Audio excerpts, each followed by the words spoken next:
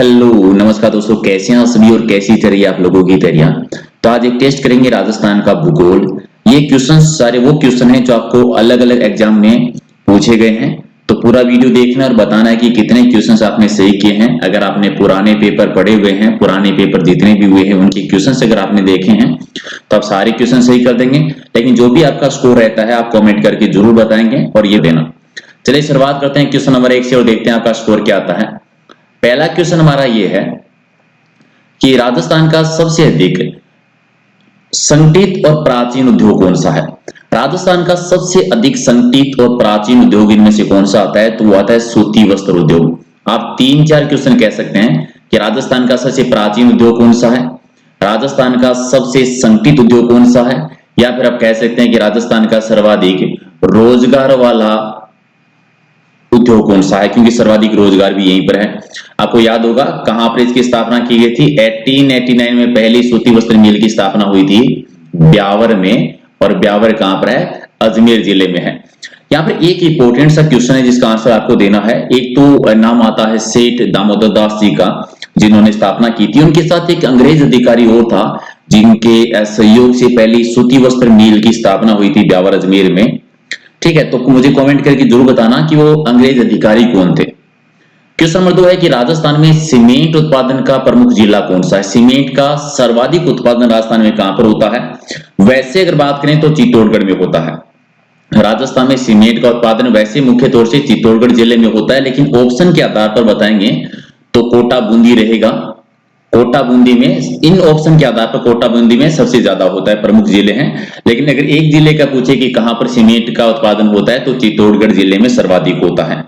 और आपको याद होगा पहली सीमेंट का कारखाना लगा था लाखेरी में, लाखेरी बूंदी में लगा था 1915 के दौरान।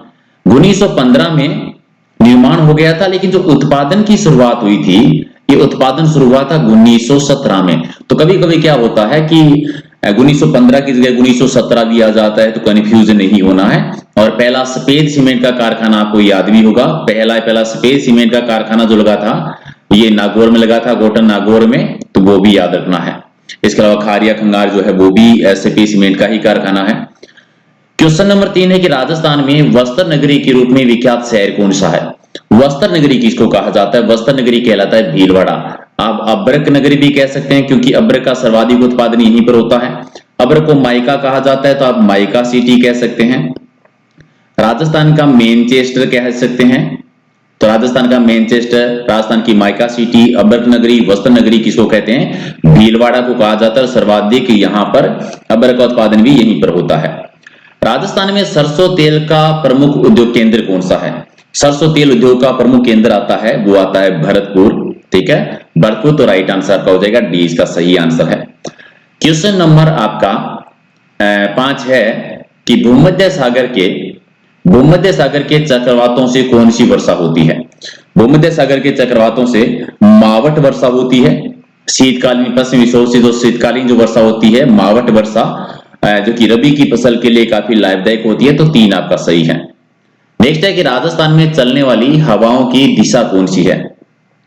राजस्थान में जो हवाएं चलती है वो मुख्य तौर पर दक्षिण पश्चिम से पश्चिम की ओर चलती है। मुख्य तौर पर दक्षिण पश्चिम से पश्चिम की ओर चलती है, यानी राइट आंसर आपका बी हो जाएगा। अब दक्षिण पश्चिम से एक चीज और आप याद रख सकते हैं, राजस्थान में सर्वाधिक जो वर्षा होती है वो ग्रीष्म काल में होती है, और सर्वाधिक वर्षा किन पवनों से होती है, दक्षिणी पश्चिमी मानसून पवनों से होती है। तो उनके साथ में आप कनेक्ट करके याद रख सकते हैं। अगला है कि वर्षा का वार्षिक औसत कितना है राजस्थान में। वर्षा का वार्षिक औसत जो है वो है 58। यहाँ पर 3 चीज आपको याद रखनी है। एक्चुअल में जो सही वाला डाटा है वो है 57.51 सेमी औसत वर्षा होती है राजस्थान में। तो ऑप्शन में आपको 57.51 भी मिल जाता है, ऑप्शन में आपको 58 भी मिल जाता है जैसा कि इस क्वेश्चन के ऑप्शन में दिया हुआ है, या फिर एक ऑप्शन और आता है 57-58 लिखा हुआ। तो तीनों ही ऑप्शन ध्यान रखना है, कोई एक मिलेगा, तीनों ऑप्शन आपको नहीं मिलेंगे। तो जो भी आपको ऑप्शन मिलेगा क्वेश्चन के अकॉर्डिंग उसी के अकॉर्डिंग ये राइट आंसर हो जाएगा। तो औसत वर्षा है वो 57.51 सेमी है, सबसे ज्यादा झालावाड़ में और सबसे कम होती है जैसलमेर में। अगला कि राजस्थान के किस भाग से कर्क रेखा होकर गुजरती है। कर्क रेखा आपको याद होगा राजस्थान के दक्षिण भूभाग से गुजरती है, यानी बांसवाड़ा और डूंगरपुर का एरिया जो है, यानी सर्वाधिक नजदीक जो कर्क रेखा की है वो है बांसवाड़ा और एक जिला और है जिसकी सीमा टच होती है, वो होती है डूंगरपुर की। तो डूंगरपुर और बांसवाड़ा 2 जिलों की सीमाएं टच होती है, तो दक्षिणी राजस्थान यानी जिसको आप वागड़ क्षेत्र कहते हैं। हालांकि ऐसा नहीं है कि पूरे वागड़ क्षेत्र में से टच करती भी जाती है, तो राइट आंसर आपका हो जाएगा एक इसका सही है। अगला है कि वर्षा जल को नाड़ी या तालाब में उतारने के लिए उसके चारों ओर मिट्टी को दबाकर बनाया जाता है, उसे क्या कहते हैं? ठीक है, नाड़ी या तालाब में जल को उतारने के लिए चारों मिट्टी को दबाकर जो बनाया जाता है उसको नॉर्मली स्थानीय भाषा में क्या कह देते हैं? उसको आगोर भी कहा जाता है, पायतान भी कह देते हैं, दोनों ही कह सकते हैं। आगोर भी सही है, पायतान भी सही है, तो राइट आंसर आपका 3 नंबर हो जाएगा कि दोनों ही जो है वो सही है यहां पर। नेक्स्ट है कि राज्य के उत्तरी पूर्वी दिशा से प्रवेश करने वाली हवा को किस नाम से जाना जाता है? यानी उत्तरी पूर्वी दिशा से, ये उत्तरी दिशा है, ये पूर्वी दिशा है, यानी उत्तरी पूर्वी दिशा से प्रवेश करने वाली जो हवा है उसको स्थानीय भाषा में क्या कहा जाता है? तो संजेरी कहलाती है, संजेरी कह देते हैं, बी हो जाएगा आपका राइट आंसर। अगला है कि स्टेपी प्रकार की वनस्पति में घास के मैदान पाए जाते हैं, किस प्रकार की जलवायु में? स्टेपी प्रकार की वनस्पति में घास के मैदान जो पाए जाते हैं वो कौन सी जलवायु प्रदेश में? तो अर्ध शुष्क जलवायु प्रदेश में, अर्ध शुष्क जलवायु प्रदेश। तो ये शुष्क जलवायु प्रदेश जो है यहाँ पर तो मरुद्भिद वनस्पति पाई जाती है, यानी जीरोफाइट वनस्पति पाई जाती है। अर्ध शुष्क मरुस्थलीय भूभाग जो है, जलवायु भूभाग जो है, यहाँ पर स्टेपी प्रकार की वनस्पति पाई जाती है, तो राइट आंसर आपका बी हो जाएगा। नेक्स्ट है कि राजस्थान की जलवायु को प्रभावित करने वाले मुख्य कारक कौन कौन से हैं?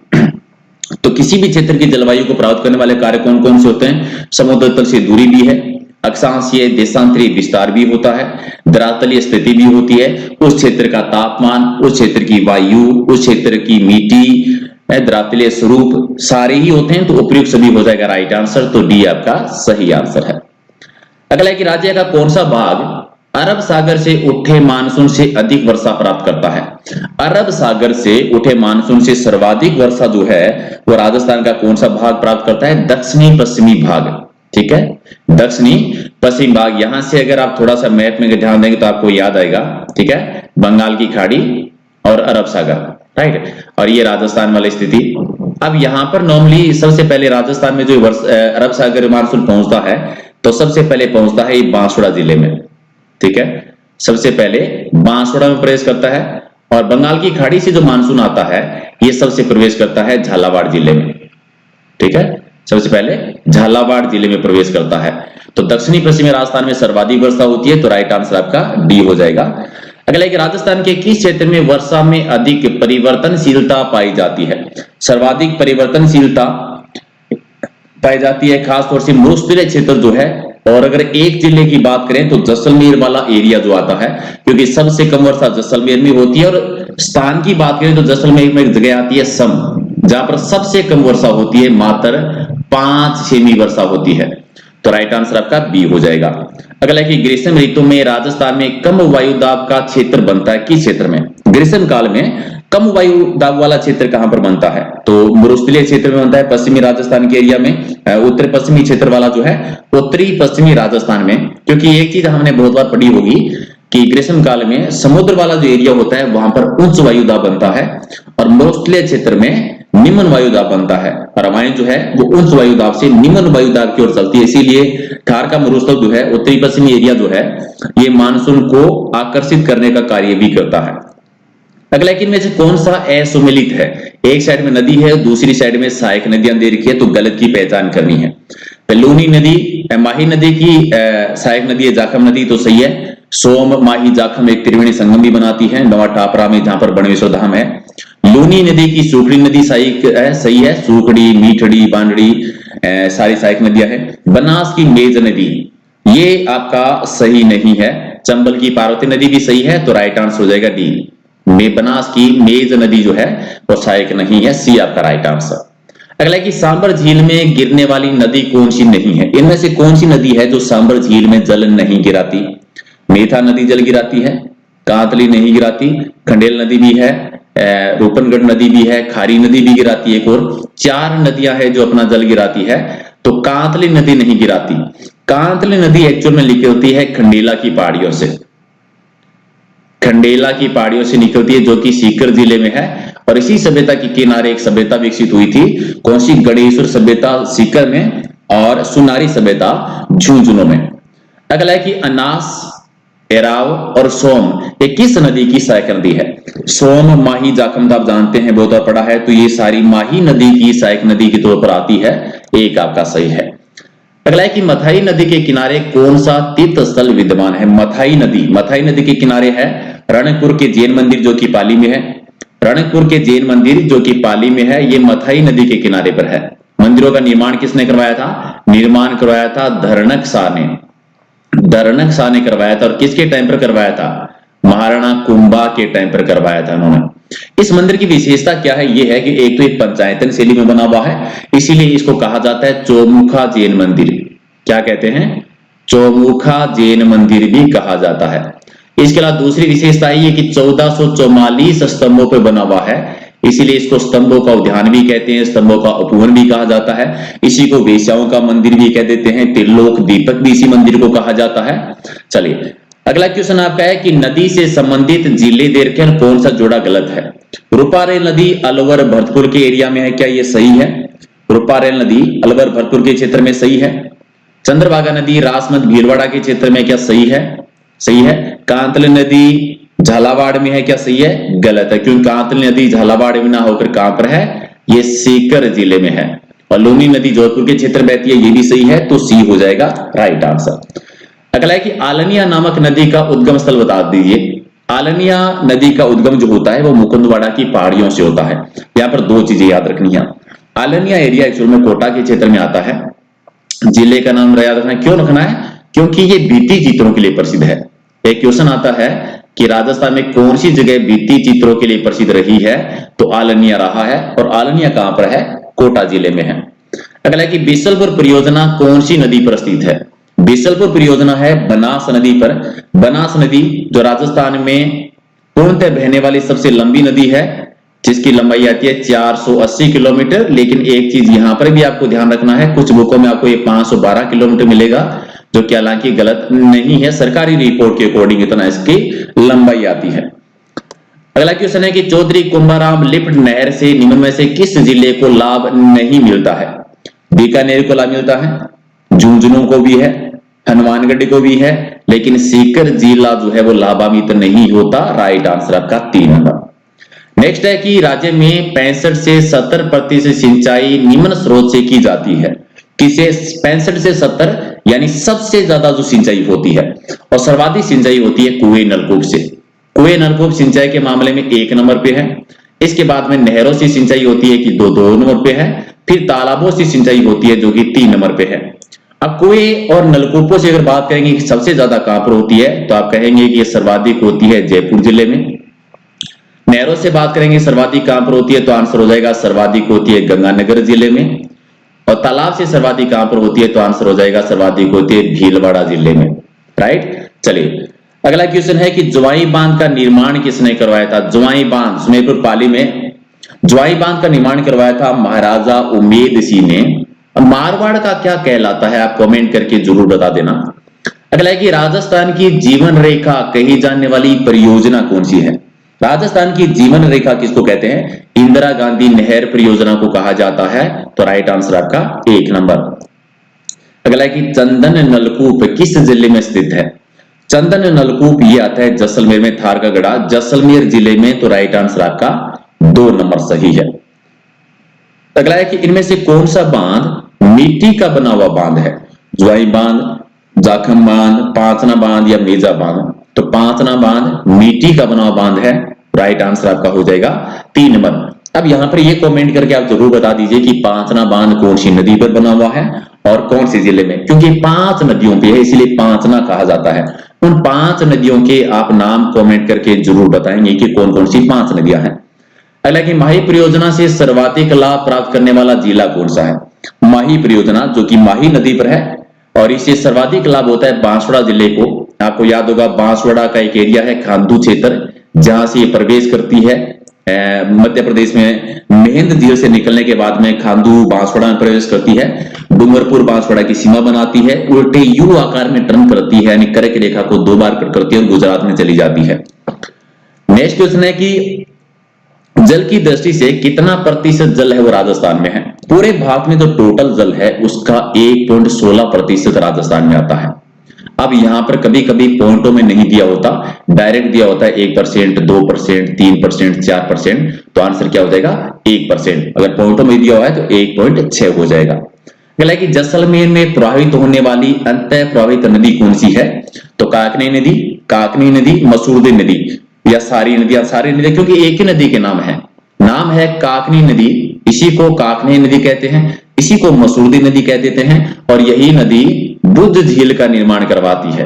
और बुद्ध झील कहां पर है? बुद्ध झील है जैसलमेर में। इस झील के बारे में एक और मोस्ट इंपोर्टेंट चीज है कि अंतर प्रवाह की जितनी भी नदियां हैं इनमें सबसे छोटी नदी जो है वो यही है। और सबसे बड़ी नदी की बात करते हैं कि बड़ी कौन सी है, तब आ जाती है कि सबसे बड़ी आती है आपकी घग्गर नदी, और सबसे छोटी आती है यही काकने नदी। ठीक है, दोनों को याद रखना है। नेक्स्ट आपका है कि उत्तमाद्री क्षेत्र किसको कहा जाता था? उत्तमाद्री क्षेत्र किस क्षेत्र को कह देते हैं? तो बिजोलिया शिलालेख में एक्चुअली बिजोलिया के आसपास का भूभाग है उसको उत्तमाद्री कहा गया है। अब बिजोलिया शिलालेख क्यों इंपॉर्टेंट है? इसलिए क्योंकि ये सारे जो उपनाम हमें मिलते हैं ज्यादातर ये बिजोलिया की शिलालेख में ही देखने को मिलते हैं। और ये बिजोलिया का शिलालेख कब का है? बिजोलिया का शिलालेख आपको याद होगा 1177 का है और 77 का है। और ये जो है सोमदेव चौहान का है। सोमदेव चौहान के टाइम का। सोमदेव चौहान थे पृथ्वीराज चौहान तृतीय के टाइम के, पृथ्वीराज चौहान तृतीय के पिताजी का नाम था सोमेश्वर चौहान। ठीक है, सोमेश्वर चौहान उन्हीं का है, और मिला था बिजोलिया यानी भीलवाड़ा में। अगला कि बयाना का प्राचीन नाम बता दीजिए कि इनमें से बयाना का प्राचीन नाम कौन सा है? प्राचीन काल में श्रीपंत कहा जाता था, सोनितपुर भी कहा जाता था, यानी दोनों ही सही है। ए और बी दोनों ही सही कर देंगे तो डी आपका राइट आंसर। चलिए, मुस्तफासर जो है वो किस क्षेत्र का प्राचीन नाम रहा था? राजस्थान में कौन से एरिया को मुस्तफासर कहा जाता था पहले? तो नरेना वाला जो एरिया है उसे कहते थे। एक आपका सही है। नेक्स्ट है कि क्षेत्रफल की दृष्टि से 5 बड़े जिलों का सही क्रम कौन सा है? सबसे बड़ा है जैसलमेर, फिर है बाड़मेर, फिर बीकानेर, फिर जोधपुर और फिर नागौर। ठीक है, तो कौन सा हो गया? जैसलमेर हो गया, जैसलमेर के बाद में बाड़मेर, बाड़मेर के बाद में बीकानेर, फिर जोधपुर और फिर नागौर। क्षेत्रफल की दृष्टि से 5 सबसे बड़े जिले, यानी सी आपका राइट आंसर है। अगला कि सर्वाधिक कार्यशील जनसंख्या वाला संभाग बताना है कौन सा है? कार्यशील जनसंख्या सबसे ज्यादा है उदयपुर में, लेकिन अगर एक जिले का पूछे तो सबसे कम जो है जिले की बात करें तो सबसे कम आती है वो आती है जयपुर जिले में कार्यशील जनसंख्या सबसे कम है। और सबसे ज्यादा की बात करें कि कहां पर है तो सर्वाधिक कार्यशील जनसंख्या है प्रतापगढ़ में। सर्वाधिक है प्रतापगढ़ में और सबसे कम है वो उदयपुर में है। नेक्स्ट है कि राजस्थान के आकार के समान आकार वाला जिला कौन सा? ऐसा कौन सा जिला है जिसका आकार राजस्थान के आकार के जैसे मिलता जुलता है? कौन सी जिले का है? तो ऐसा जो टोंक जिले का आता है, पतंगकार आकृति जो टोंक की आती है, मिलता जुलता है, एक जैसा नहीं कह सकते, लगभग समान आकृति जो है वो टोंक की है, जो राजस्थान की एकमात्र मुस्लिम रियासत भी रही थी। राजस्थान का प्रथम जैविक उद्यान कौन से अभ्यारण्य में बनाया गया था? पहला जैविक उद्यान कौन से अभ्यारण्य में बना था? तो बना था नाहरगढ़ अभ्यारण्य में। राइट आंसर आपका सी हो जाएगा। नेक्स्ट है कि कैक्टस गार्डन राजस्थान के कौन से स्थान पर विकसित किया गया है? एक कैक्टस गार्डन राजस्थान के कौन से क्षेत्र में विकसित किया गया है? तो राइट आंसर आपका क्या हो जाएगा? कौन से क्षेत्र में किया गया है? तो कुलधरा में किया गया है। और एक कुलधरा कहां पर है? कुलधरा है जैसलमेर में। और नेक्स्ट है कि टिमरू के वृक्ष, टिमरू के वृक्ष मुख्यतः राजस्थान के किस भूभाग में पाए जाते हैं?